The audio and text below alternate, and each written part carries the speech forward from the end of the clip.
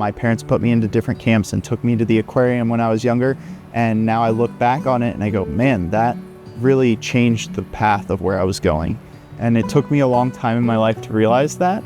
I think I should have been a marine biologist from day one.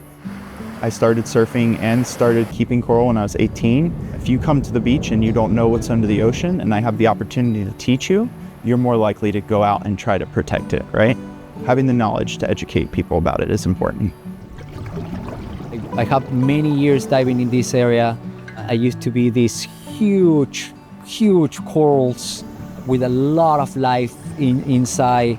They have hundreds of years, and now you only see the rocks. During 2015 and 16, we have El Niño, and it was devastating for the coral. And that's when I realized how fragile and how, no one was doing anything in the country at the moment. Costa Rica is a beautiful country, but the conservation mostly is happening in the forests, in the jungles. It wasn't a lot going on in the ocean. We lost 80% of the coral in this national park. In some areas more than that. And that's what it really made me sad, because I saw the coral going away.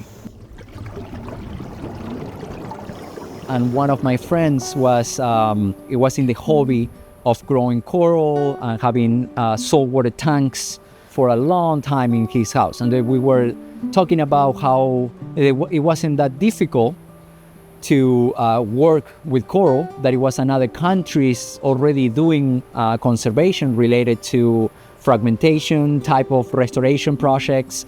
It's not easy, open a nonprofit. Most of the success of our nonprofit is that I was able to convince Mike and Paul to finance the beginning of the organization. I'm passionate enough to stay up till 2 a.m. and read these very dry articles that no one else wants to read. And so I think when you're that passionate about something, you won't take failure as an option, and that's how I feel. We can start to examine the coral more. We can start to look at their genetics on different levels and go, okay, why is this coral surviving versus this one not?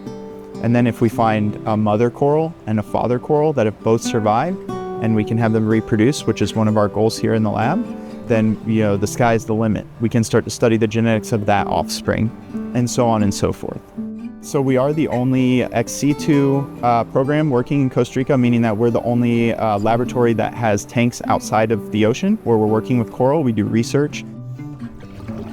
A moment of realization was when we were able to bring coral into the laboratory for the first time and seeing the coral growing. I remember that in a couple of months, the coral that we brought was not only growing, but it was attaching to the rocks that we have for the coral. That's something that it happens so slowly in nature, but replicating the conditions from the best areas, light, parameters in the water and everything, temperature, we were able to make them grow faster. A tree fell on the power line, and this was before we had a backup generator.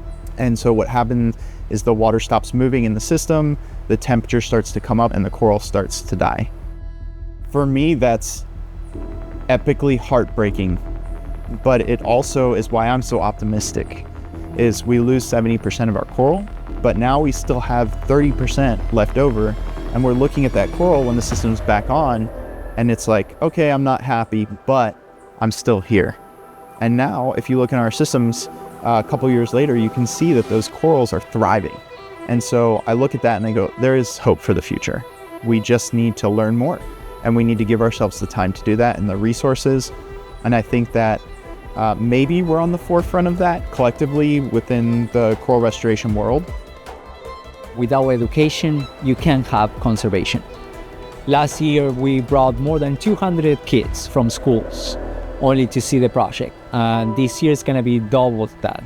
I'd like to see that our volunteer quarters are full, and we're bringing in students and volunteers from all over the world. locals can come and help with the research and learn and be part of it. We're starting to do that, but we want to do it on a grander scale.